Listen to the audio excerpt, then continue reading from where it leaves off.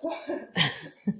Alors, bonjour, je suis avec Valérie Zawi, donc, qui est chef d'entreprise donc, de l'entreprise STA. Je suis très heureuse de pouvoir faire cette première interview donc, sur l'entrepreneuriat avec elle. Donc pour justement qu'elle puisse nous parler de son parcours, de son expérience de chef d'entreprise, nous dire comment elle en est arrivée là, et puis donner peut-être aussi quelques clés par rapport à l'entrepreneuriat. Donc une interview qui va être très intéressante, j'en suis persuadée. Donc merci Valérie merci pour à vous. L'accueil et pour avoir accepté l'interview. Je vais vous laisser parler un petit peu de votre parcours. Très riche, j'ai pu comprendre, très intéressant, avec beaucoup de rebondissements aussi. Oui, c'est ça. Écoutez, j'ai un parcours assez classique. J'ai un bac+2, un doc de lettres et civilisation étrangères. Donc rien de très particulier, en tout cas rien qui me prédestinait à aller vers l'entrepreneuriat. À la sortie de ce bac, j'ai travaillé dans une banque, puis, enfin de ce doc du moins. Après, je suis allée travailler à Disney, en métropole. C'était l'ouverture du parc. Et là, j'y ai passé 12 années où vraiment j'ai pris beaucoup de plaisir à travailler au sein de cette équipe, parce que c'était une équipe qui avait, je crois, une moyenne d'âge 32 ans, qui venait d'un peu toutes les parties de la planète. Donc, d'un point de vue culturel, c'était très, très intéressant. Et j'ai eu la chance en fait d'apprendre énormément de métiers lors de cette expérience professionnelle. À peu près tous les 1 an et demi, je changeais de poste. Donc à chaque fois, on me montrait, on m'expliquait de nouveaux métiers. J'ai appris à gérer le stress dans le cadre du travail. Pour vous donner un exemple, j'ai commencé réceptionniste dans un des hôtels. C'était un hôtel de plus de 1000 chambres, donc gros porteur, comme on dit. Et on avait quotidiennement 500 départs, 500 arrivées à gérer. Donc j'étais à la réception, je faisais un nombre de check-in incroyable par jour. Quand je suis arrivée en Nouvelle-Calédonie et que j'ai travaillé sur un des hôtels de la place, les gens étaient paniqués quand il y avait 40 check-in. Donc je me sentais comme un poisson dans l'eau. C'était très très zen pour moi ce taux d'occupation. Donc voilà, ça faisait partie des expériences très enrichissantes à nombreux points de vue. Mais au bout de 12 ans, j'ai eu envie de me remettre un peu en question et en tout cas de me challenger, parce que je me disais que si je le faisais pas maintenant, à l'époque j'avais 34 ans je crois, bien j'étais bonne pour partir jusqu'à la retraite à Disney et je me voyais quand même pas, même si l'expérience m'éclatait, passer toute ma carrière à Disney. Donc voilà, j'ai eu envie d'aller voir ailleurs. Je suis allée voir un cabinet de recrutement et en fait, en saluant la personne qui m'avait reçue au moment de partir, je lui dis écoutez, si vous avez quelque chose en Nouvelle-Calédonie, j'en revenais, j'avais été rendre visite à ma meilleure amie qui était venue s'installer. Je suis preneuse parce que j'adore cet endroit. Donc je suis venue en Nouvelle-Calédonie voir mon amie pendant les vacances et là j'ai adoré l'endroit. Déjà parce que c'était la France et puis c'est un côté très exotique et un côté tout est possible. Donc voilà, j'avais gardé ça en tête et je me disais le jour où j'aurai une famille, vraiment j'aimerais venir m'installer là. Donc quand j'ai rencontré cette personne dans le cadre d'un recrutement possible, effectivement il m'a proposé un poste en Nouvelle-Calédonie, mais sur une île à côté qui s'appelle l'île des Pins, qui est juste paradisiaque. Donc j'ai postulé pour ce poste, mais malheureusement ça n'a pas marché parce que l'île est tellement petite que si mon conjoint n'avait pas de travail au sein de l'hôtel, il n'aurait pas eu de travail sur l'île et donc il savait très bien que la personne en poste ne resterait pas, donc le projet est tombé à l'eau, on était un peu déçus, mais bon, on s'est dit, on verra bien. Et 6 mois après, j'ai été contactée pour un poste à peu près équivalent par la même chaîne hôtelière, mais cette fois-ci à Nouméa, donc on a eu, je crois, 2 ou 3 jours pour prendre notre décision. On avait une petite fille qui avait à peine 1 an et demi à l'époque, on venait d'acheter un appartement, on a dit, on va voir, on part. Et donc j'ai donné ma démission. Et on a pris une cantine et on est parti avec une cantine, avec tous nos effets dans la cantine. Et ça a été le début d'une belle aventure. Voilà pour l'arrivée en Calédonie. Donc j'ai commencé comme salariée dans un hôtel. La grosse différence dans le mode de fonctionnement, parce que je passais d'un fonctionnement à l'américaine où tout est possible, où on vous encourage tout le temps à tester de nouvelles méthodes, de nouvelles manières de gérer votre département, de gérer vos équipes, à un mode de fonctionnement à la française où même écrire avec un stylo vert, on m'aurait repris pour me dire non, c'est pas en vert, c'est en noir. D'ailleurs, ça s'est passé une fois. Voilà, tout était très cadré, très syndiqué. Donc une marge de manœuvre très limitée. Et moi, ce qu'on m'a appris à Disney, ce que j'ai beaucoup aimé dans cette entreprise, c'est qu'on me disait tout le temps, il faut penser en dehors de la boîte. Donc, il faut essayer de penser autrement. Il faut essayer de, quand tu es confronté toujours au même problème, à prendre sous un autre angle pour essayer d'avoir une approche différente. Et donc, cette entreprise française, je ne rentrais pas dans le moule, ça n'allait pas. Donc, j'ai fait 8 mois en me demandant chaque matin, mais mon Dieu, mais qu'est-ce que je fais là? Et un jour, on m'a proposé un autre poste sur un autre hôtel, toujours en Nouvelle-Calédonie, j'ai accepté. Là, c'était une ouverture, donc d'un coup, je récupérais une marge de manœuvre bien plus grande, donc ça a été une bouffée d'oxygène. J'y suis restée à peu près 1 an et demi. C'était un petit îlot en face de Nouméa. Et au moment où j'ai souhaité bouger, j'étais enceinte de ma 2e fille et il y avait un hôtel qui se construisait à Nouméa d'une chaîne internationale. Et je me suis proposée pour être gouvernante générale et j'ai été acceptée. Donc c'était à nouveau une ouverture. Et ça, j'adore. Je trouve que c'est très exaltant de participer à des ouvertures d'hôtels. J'avais déjà fait l'ouverture de Disney et puis donc de cet hôtel sur la Nouvelle-Calédonie. Donc c'était ma 2e ouverture d'hôtel et c'était passionnant. Alors pourquoi c'était important pour moi de me lancer? En fait, je l'ai pas vraiment. Je me suis pas dit quand je sais pas, quand j'avais 30 ans, quand j'avais 20 ans, un jour je serai chef d'entreprise. Ça n'a jamais été ma vocation. C'est juste ce plafond de verre, en fait, vraiment de me dire qu'en fait, on me fermait toute perspective d'évolution, ça m'était insupportable, quoi. De me dire, ben voilà, tu as, je sais plus, 37 ans, je crois que je devais avoir à l'époque, et là, on est en train de t'interdire de continuer à avancer. Ça m'était insupportable comme idée, donc si je pouvais pas avancer, progresser en allant par la droite, je suis allée vers la gauche et j'ai essayé de continuer ma route comme ça. Voilà, de contourner la chose. Je crois que c'est plus comme ça que ça s'est fait en fait. C'est le besoin en fait d'évolution. C'est ça. C'est ça. Qu'on vous interdise et qu'on vous... qu'on m'interdise, qu'on me bloque. Et j'ai toujours eu dans ma carrière l'envie de bouger et d'évoluer. Et c'est ce qui se passait à Disney parce qu'effectivement c'est une boîte tellement énorme que même en changeant de poste tous les 1 an et demi, 2 ans, j'avais tout le temps l'impression de repartir à zéro, de refaire mes preuves. Il y avait toujours ce challenge qui était là, et puis d'apprendre tout le temps. Et là, de vous dire que non, peut-être que les 10 prochaines années, vous serez dans le même bureau à faire la même chose avec les mêmes équipes, moi, c'est insupportable, quoi. J'ai besoin d'apprendre, j'ai besoin de me challenger.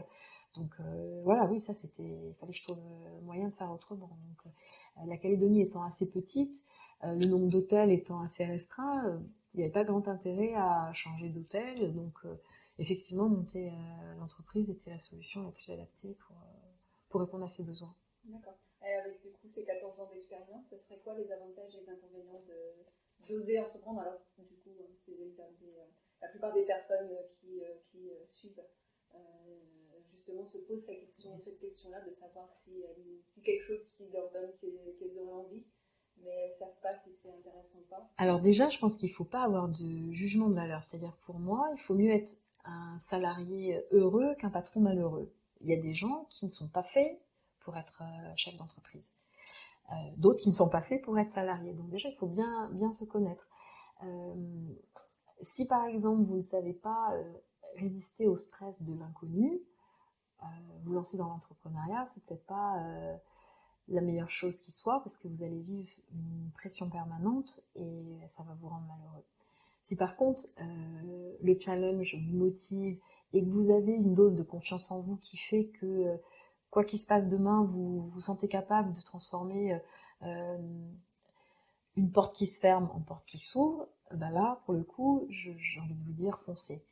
Mais je pense que c'est aussi une erreur de dire aux gens allez vers l'entrepreneuriat comme si c'était le Graal. Ça ne convient pas à tout le monde et tant mieux, quoi.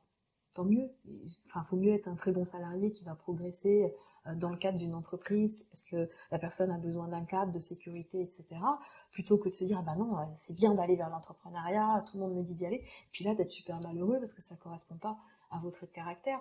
Il faut bien se connaître, savoir ce en quoi on est bon. Est-ce que cette notion de stress elle est très importante parce que on a eu plutôt de la chance en montant notre boîte parce qu'on a pu en vivre rapidement. Mais le gros des chefs d'entreprise ne sont pas dans cette situation-là. Donc comment vous gérez cet inconnu-là? Comment vous gérez ce stress-là? Quel recul vous arrivez à prendre sur vous-même?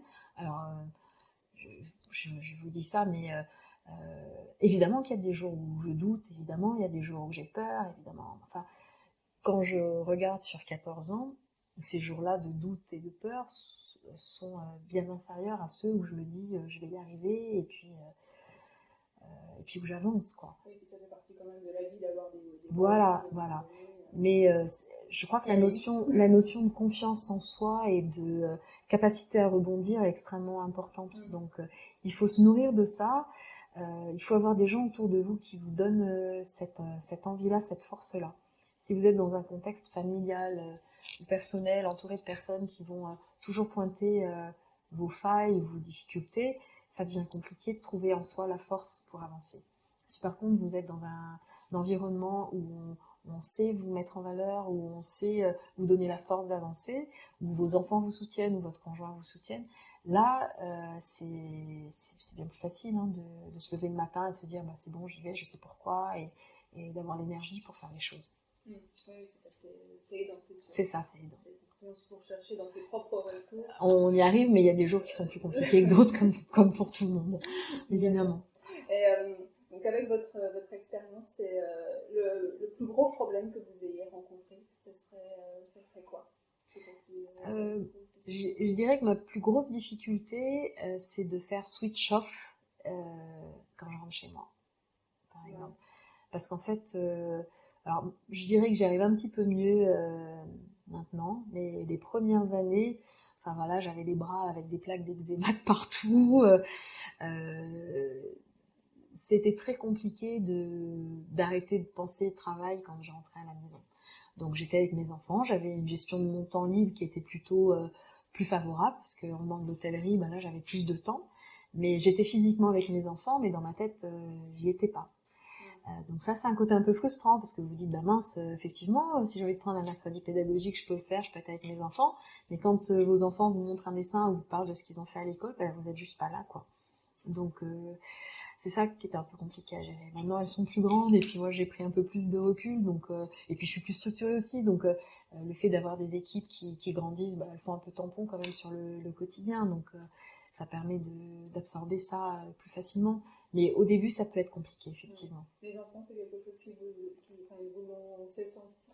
Oui. Maman, t'es tout le temps occupée, mais t'es tout le temps au téléphone. Encore maintenant, elles arrivent, on essaye d'avoir un peu de temps pour discuter, puis là le téléphone sonne et je peux pas faire autrement que de prendre l'appel, et voilà, les regards vont bien comprendre que bon, c'est compliqué, mais en même temps je leur rappelle que quand j'étais dans l'hôtellerie, bah, j'étais hors de la maison 12 à 13 heures par jour, quoi, et c'était comme ça. Donc c'est un mode de fonctionnement différent. C'est-à-dire, physiquement, vous pouvez avoir du temps pour vous, vous gérez votre temps avec beaucoup plus de liberté, mais c'est compliqué de se mettre vraiment off dans sa tête. C'est un peu le revers de la médaille. Et avec le recul, est-ce que vous auriez, justement, vous dites maintenant vous arrivez mieux, avec le recul, si vous deviez recommencer à zéro, est-ce que vous sauriez comment faire différemment? Je suis pas sûre. Ou pas. Bah ouais, je suis pas sûre parce que ça fait partie. J'ai quand même un caractère où je suis assez soucieuse. Enfin, j'ai souvent besoin, on me le reproche, d'avoir un petit nodos à ronger. C'est-à-dire que dès que je chope un problème, il faut que je retourne dans tous les sens. Donc je suis assez de nature comme ça, je le sais. La seule chose qui a pu m'aider, c'est effectivement d'avoir une équipe autour de moi qui prend une partie des problèmes du quotidien, en tout cas. Donc du coup, je peux être davantage sur la stratégie de l'entreprise ou sur des problèmes plus à long terme que dans le quotidien. Donc déjà, me délester du quotidien, c'est déjà bien. Donc il y a qu'en se structurant, je pense, en tout cas dans mon type d'activité, qu'on arrive à prendre cette distance. Alors, qu'est-ce qui a le mieux, du coup, la plus grosse difficulté, qu'est-ce qui a le mieux fonctionné, du coup, pour vous?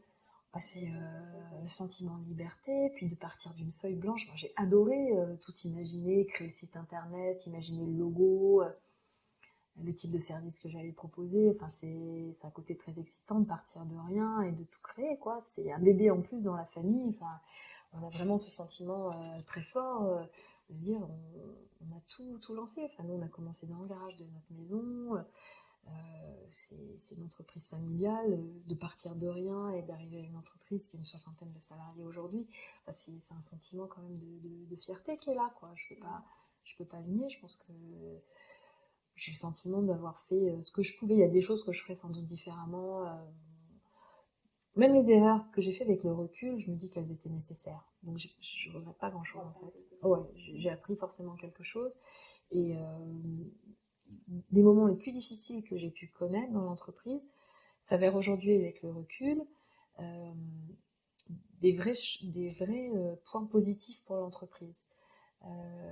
Je vous l'expliquais tout à l'heure quand on discutait, à un moment donné, on a eu quelqu'un dans l'entreprise, une salariée, qui a quitté la boîte après plusieurs allers-retours en montant une entreprise concurrente. Donc elle est partie un peu comme une voleuse en nous prenant une partie de nos clients, de notre personnel, etc. Alors évidemment, sur le coup, déjà, sentiment de trahison, enfin voilà, j'étais vraiment, ça m'a beaucoup touchée personnellement et professionnellement. On perd 30% de son chiffre d'affaires comme ça, c'est compliqué. Mais en fait, je me dis avec le recul qu'après la période Covid qu'on vient de vivre, si on n'avait pas eu cette étape préliminaire, peut-être que nous aurions dû mettre la clé sous la porte pendant le Covid. Parce qu'à l'époque, on avait plus de 50% de notre chiffre d'affaires qui provenait des hôtels. Suite à ce coup bas qu'elle nous a fait, on a dû se réorganiser autrement, donc diversifier notre clientèle, avoir plus de clients particuliers. Et c'est sans doute ce qui nous a sauvés les mois qui viennent de passer.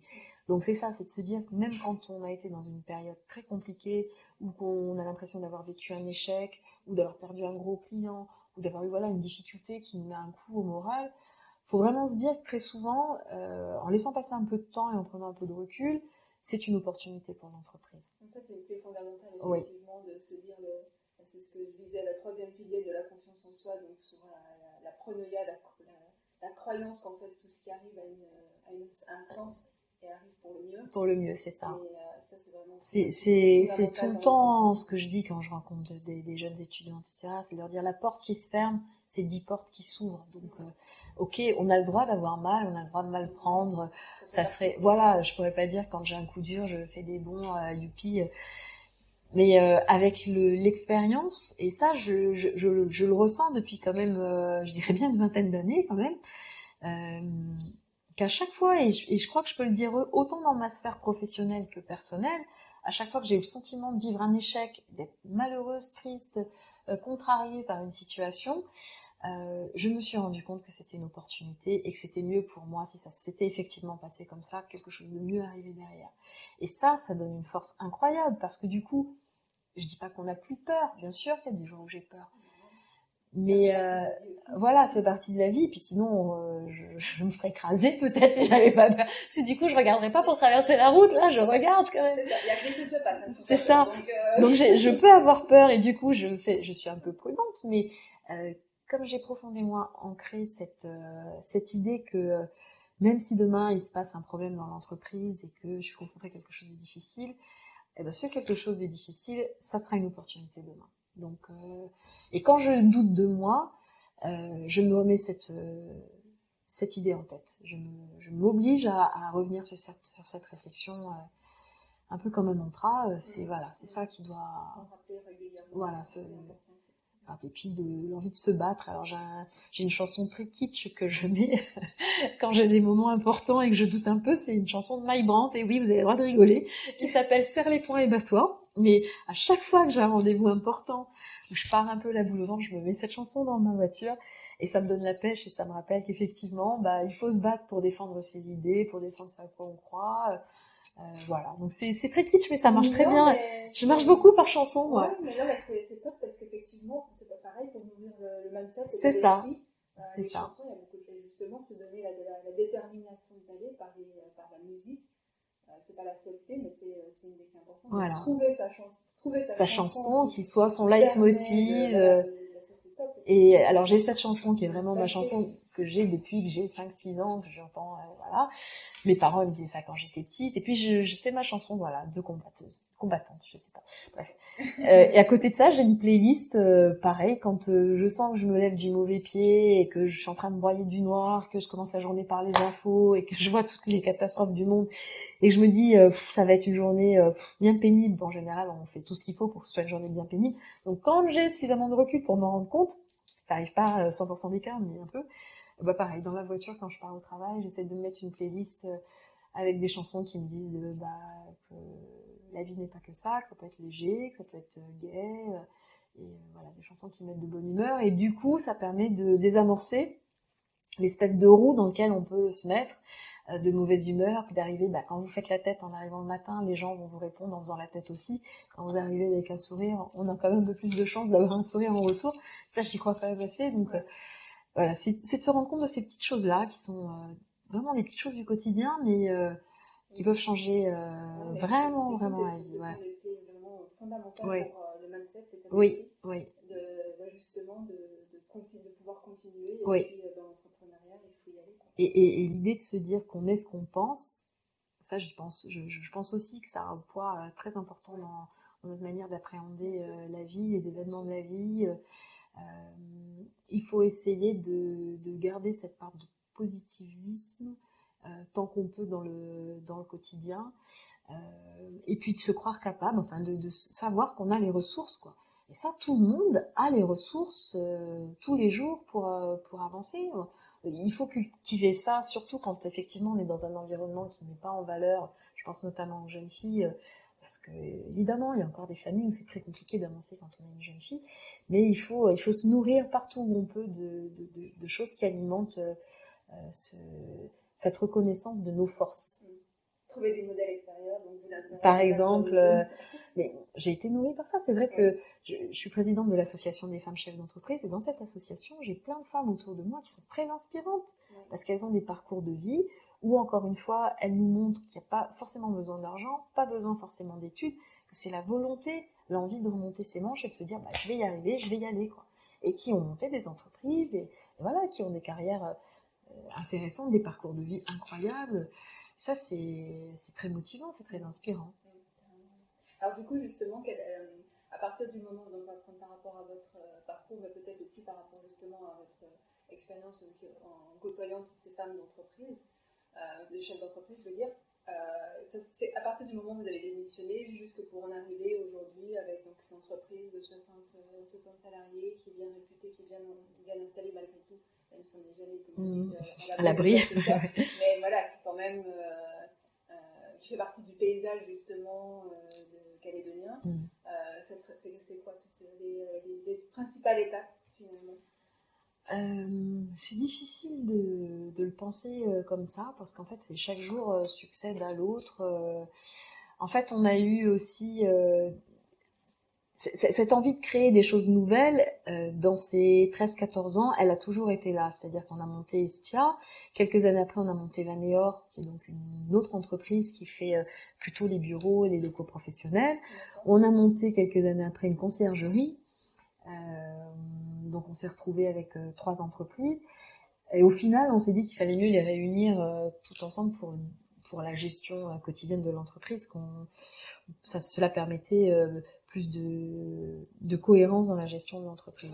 Mais en tout cas, cette envie de tout le temps se remettre en cause a été là et d'avancer. Et la remise en question de l'entreprise, elle est aussi très importante. Même si effectivement on a été leader, je pense qu'on l'est encore, on a un peu de concurrence, mais qu'on reste leader sur cette activité, on essaye tout le temps de se remettre en question et pas s'endormir sur nos lauriers, quoi. Ça, c'est peut-être aussi quelque chose qui a été constant dans ces 14 années. Vous avez parlé aussi, effectivement, quand vous êtes lancé, de justement cette période de transition un petit peu, avant de vous lancer, d'avoir commencé à faire des choses, à prospecter, notamment, à lancer l'idée. Alors sur les hôtels, c'est vrai que pendant que j'étais encore salariée, pendant ma période de préavis, j'ai commencé à travailler sur un manuel qui expliquait ce qu'était la sous-traitance, parce qu'il y avait un travail d'explication pédagogique à faire auprès des directions des hôtels notamment. Donc j'ai commencé à prospecter, à voir, ce qui fait que j'ai commencé le premier jour de l'entreprise, on avait déjà un premier contrat avec un hôtel. Donc c'est vrai que c'était le côté sécurité. Et aussi très rapidement, le sentiment qu'il fallait diversifier l'activité. Donc ça a été quand même dans nos démarches. Oui, on a lancé parallèlement les premiers clients particuliers avec les hôtels. Au départ, on s'était dit les hôtels on fera le matin, les clients particuliers l'après-midi. Après, ça s'est pas fait comme ça, mais en tout cas, l'idée de se dire on met pas tous nos œufs dans le même panier, ça nous semblait une évidence. Et effectivement, si ça avait été le cas, si on avait tout misé sur l'hôtellerie, faut vraiment, c'est un conseil à garder en tête. Il faut diversifier un maximum la clientèle pour éviter ce genre de risque de perdre avec. Si vous avez 2-3 clients, surtout ici en Calédonie, c'est souvent une entreprise qui a 2 ou 3 hôtels, donc vous perdez le client, vous perdez tout, quoi. Donc c'est vital de diversifier sa clientèle. D'accord. Alors, quelle est la manière, du coup, justement de se préparer pour aller vers l'entrepreneuriat? Donc, ça a été très court, du coup, Oui. cette période-là. Mais malgré tout, vous l'avez réussi avec brio, on va dire. Enfin, plutôt, je pense, quand même. Ce serait quoi Mais franchement, je suis pas sûre qu'il y ait une méthode, parce que je vois au sein de l'association, dans les profils que nous avons, il y a vraiment de tout. Il y a des femmes qui, depuis l'université, savent qu'elles veulent être chefs d'entreprise. Et donc, leur parcours, que ce soit d'étudiante ou professionnelle, a été orienté vers ça. Bon, ça n'a pas du tout été mon cas, par exemple. Donc, on n'a pas du tout la même préparation. Ce que je sentais, c'est que j'aimais manager les équipes. Je sentais ça. Et que j'aimais créer. Donc je suis partie sur ces 2 traits de caractère que je me connaissais, où je savais que ça se passait bien. J'avais eu des retours partout où j'ai travaillé, c'était les points où on me félicitait sur mon travail. Donc j'étais sécurisée là-dessus. Mais après, je me suis pas spécialement préparée. Puis je suis pas comme ça. Moi, je suis plutôt du genre à dire, je vais sauter dans l'eau, puis on va bien voir comment je vais me débrouiller pour nager. Donc j'ai fait ça. C'est ça, exactement, parce que quand j'ai démissionné de Disney pour venir en Calédonie, bon, c'était quand même un land inconnu. Voilà, c'est de se dire, je pense que j'ai les ressources. Tu sautes, tu vas te débrouiller, tu vas nager, tu feras peut-être pas un dos crawlé parfait, mais tu feras au mieux une nage indienne, j'en sais rien, mais tu couleras pas, et voilà. Et donc je me lance, et ensuite on voit ce qui se passe. D'accord. Vous parliez d'erreurs, même si c'était aujourd'hui, vous le voyez plutôt positivement. Des choses positives, effectivement. Il y a des choses qui vous reviennent, qui vous ont plus marqué que d'autres? Alors, ce qui est mon point faible, je dirais que c'est dans le recrutement, parce qu'en fait, le marché calédonien est tellement réduit que parfois, quand on a besoin de recruter, plutôt au niveau encadrement, je me retrouve, même pour les employés qui font le ménage, etc. Très souvent, c'est presque moi qui, à la fin, dis alors, est-ce que vous voulez bien travailler? Pour moi, on est tellement dans une pénurie de main-d'œuvre que les rôles s'inversent, et on ne demande pas, enfin, en tout cas, moi, j'arrive pas à demander à la personne qu'est-ce que vous pouvez faire pour l'entreprise, quelles sont vos qualités, etc. C'est plus moi qui me vends, et souvent, j'embauche des personnes en me disant oui, ça va être super. Et du coup, il m'arrive d'avoir cette déception, parce qu'en fait, je fais des recrutements. J'ai trop envie d'y croire, et du coup après je suis un peu déçue. Ça, je sais que c'est la partie qu'il faut que je travaille. Donc souvent on fait les entretiens à 2, comme ça le co-gérant tempère mon enthousiasme parce que j'ai un peu tendance à trop vouloir y croire, et puis après bouf, ça retombe, on a des déceptions. Ouais. Donc moi je sais que c'est plutôt ça que je dois travailler, c'est ma volonté de croire absolument que quelqu'un va rentrer dans ce qu'on cherche, alors que visiblement non, quoi. Donc voilà. Les entretiens structurés qui permettent de oui, peut-être. D'objectiver. Oui. Mais c'est compliqué, parce que quand vous savez que vous avez par exemple 3 candidats et qu'aucun des 3 ne répond vraiment à ce que vous voulez, voilà, à un moment donné, on est obligé de prendre ce risque-là. Et, voilà, parfois on tombe à côté. Là encore, c'est partie des expériences. On essaye d'apprendre de nos erreurs. Ça en fait partie. Forcément. Et puis il y a toujours des améliorations de toute façon. Oui. D'accord. Alors, quelles seraient les premières actions, donc, pour les personnes qui écoutent l'interview, qui se disent bon, ok, ça me donne envie, c'est quelque chose que j'ai au fond de moi, j'ai envie de me lancer. Quelle serait du coup la première chose qu'elles pourraient éventuellement faire? Alors, vous avez dit qu'il n'y avait pas vraiment de méthode, mais il y a oui.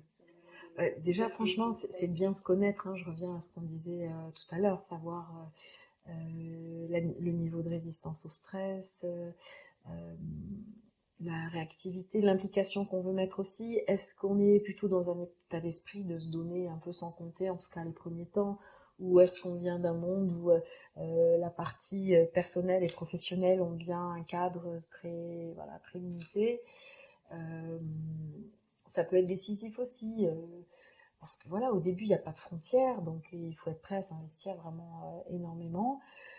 Après, évidemment, de s'assurer de l'opportunité de l'activité qu'on veut créer. Est-ce qu'il y a de la concurrence ou pas? Est-ce qu'on est à contre-courant de ce qui se fait? Est-ce qu'on est novateur? Est-ce qu'il y a un marché? Voilà, il y a quand même des choses comme ça auxquelles il faut penser. Moi, j'ai eu la chance aussi d'être sur un secteur d'activité où le prix d'entrée n'était pas élevé. Il n'y avait pas besoin de faire de gros investissements.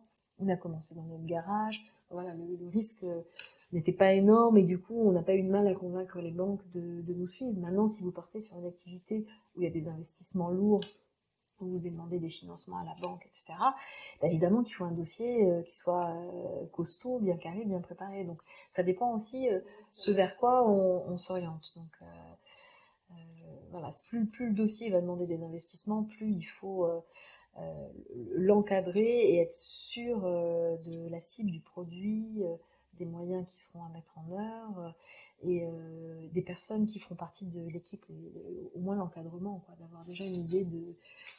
parce que rapidement, on a besoin d'un bras droit sur qui compter, donc comment l'équipe sera organisée. Après, si c'est une activité qui ne nécessite pas autant d'investissement, bah, c'est plus se centrer sur soi-même, je dirais, et vraiment bien connaître ses forces et ses faiblesses.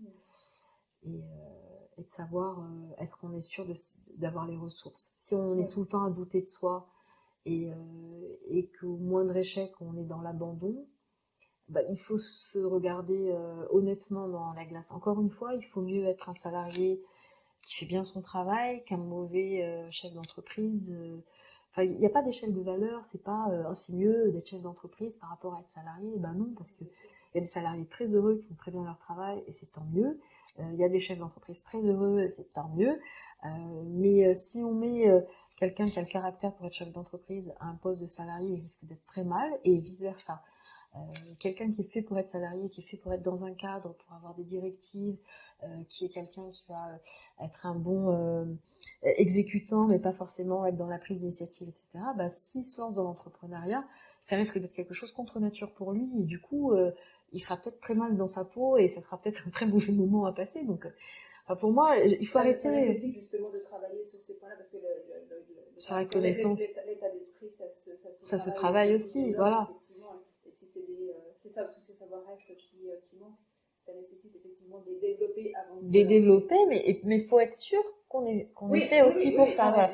Parce que ce que je trouve un peu, ce qui me gêne un peu en ce moment dans le discours ambiant, c'est que il faut absolument qu'on devienne tous des chefs d'entreprise. Et je valide pas forcément l'idée, parce qu'il y a des gens qui sont vraiment plus heureux salariés, et c'est tant mieux, quoi. C'est pas le Graal d'être chef d'entreprise si vous n'êtes pas fait pour ça, parce que sinon, ça peut être de grosses souffrances et de gros sacrifices. Donc, voilà, je pense qu'il faut d'abord valider ça. Est-ce que vraiment, je me sens prête à ça? Est-ce que les sacrifices en termes de temps, d'argent peut-être, d'investissement personnel, tout ça, est-ce que je me sens prête à les faire ou pas? Et puis si c'est non, eh ben c'est peut-être un non pour maintenant, peut-être que dans 2 ans, dans 3 ans, une fois que les enfants auront grandi, que la maison sera payée, j'en sais rien, je serai prête. Ça ne veut pas dire qu'on ferme la porte définitivement, mais il faut avoir cette lucidité-là, sinon on peut être en grande détresse si on s'entend pas, si on s'écoute pas. Oui, c'est sûr, c'est avoir les avantages et les inconvénients voilà, de chaque c'est ça,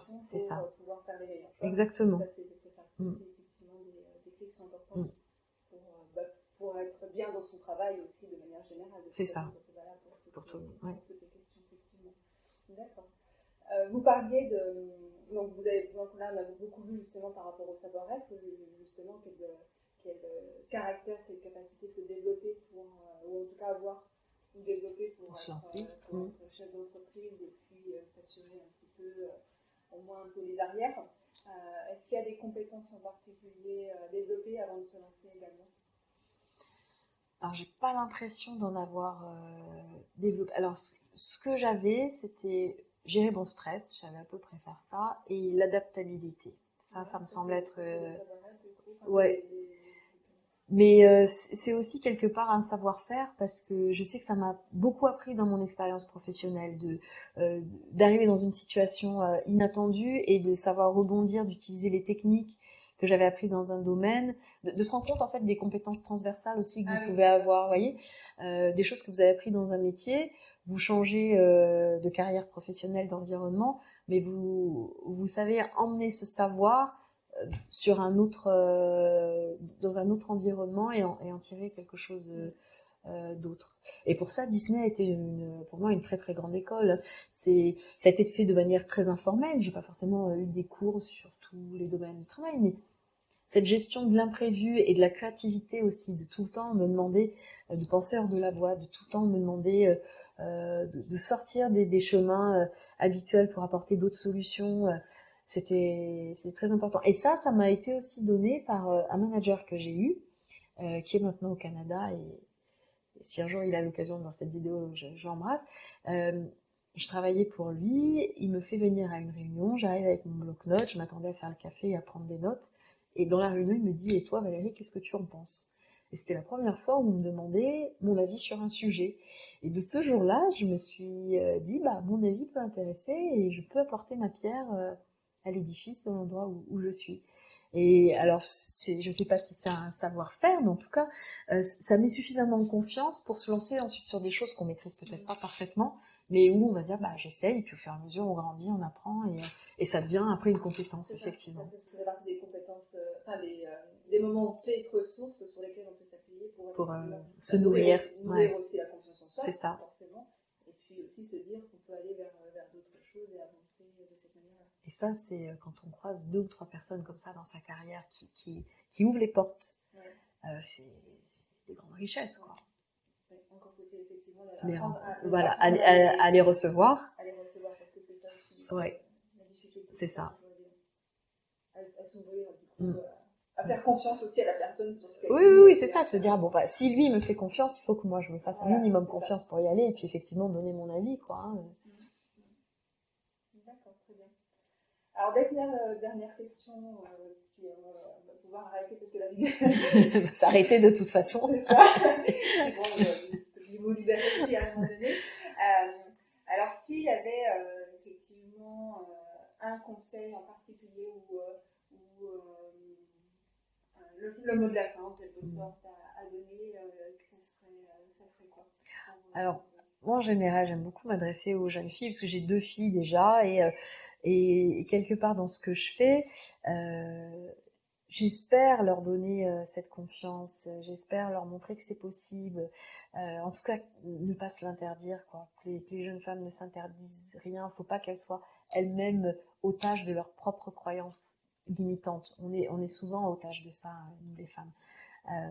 Donc qu'elles s'ouvrent, qu'elles regardent autour d'elles. On a de magnifiques exemples maintenant de femmes qui réussissent, même dans le monde politique. Voilà, on sort de l'élection aux États-Unis, on a une 2e vice-présidente qui est une femme, issue en plus des minorités. C'est quand même un message fort qui est envoyé. Donc tout est possible. On n'a pas à se mettre nous-mêmes ces freins là. Donc se faire confiance, travailler sa confiance en soi et sa conscience aussi. S'entourer de personnes qui vous donnent aussi ce sentiment de confiance. Si vous sentez que votre compagnon vous freine, posez-vous les bonnes questions.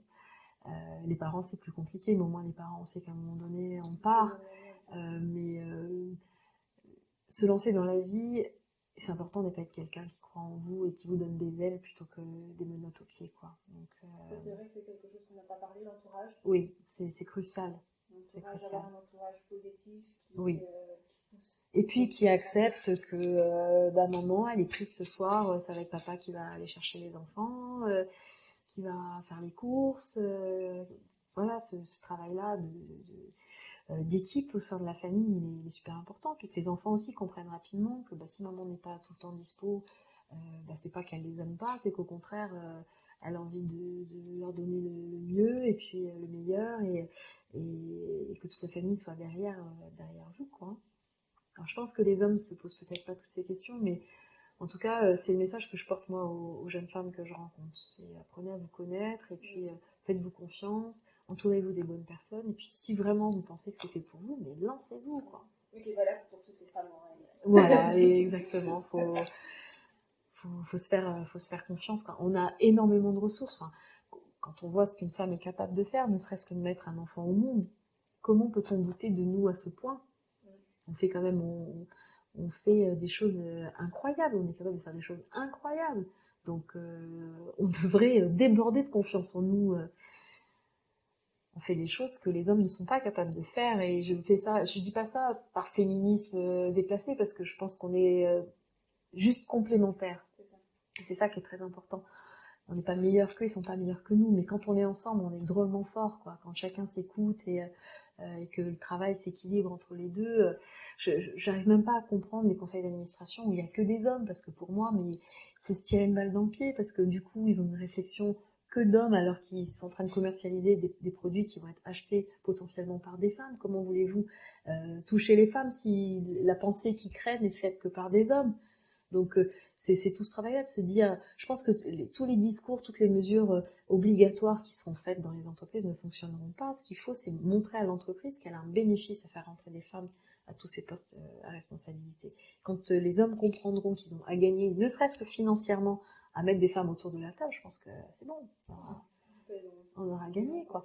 Mais il y a des études qui ont été faites en métropole, je pense au groupe Orange, où ils ont fait gérer des boutiques Orange uniquement par des femmes, et ils ont noté les résultats, notamment en termes de RH, où les équipes étaient beaucoup plus épanouies. Donc du coup, des résultats commerciaux bien plus intéressants que dans les entreprises qui étaient gérées soit avec une majorité d'hommes, soit avec un 50-50. Donc là, ils ont pris conscience que de mettre des femmes à la tête d'unités avait un impact sur la rentabilité de l'entreprise. Et du coup, les choses se font de manière bien plus naturelle. Donc c'est cette démarche aussi, je pense, qui est en train de se faire, et ça devrait, dans les décennies à venir, faciliter la tâche des jeunes femmes qui vont rentrer dans le monde du travail. C'est que voilà, les entreprises commencent à prendre conscience que la femme leur apporte un vrai plus, parce que on est complémentaires. On ne peut pas vendre des produits qui sont destinés à des hommes et des femmes s'ils sont conçus, commercialisés, pensés uniquement par des hommes. Enfin, on se tire une balle dans le pied. Donc, on se prive, voilà, de l'intelligence de la planète, quoi. Et peut-être même de la meilleure moitié, j'ai envie de dire, en toute simplicité. Rien que ça. Non, mais on est complémentaires. C'est un très beau mot de la fin, en tout cas. Merci Valérie pour Merci à vous, c'était sympathique. belle interview.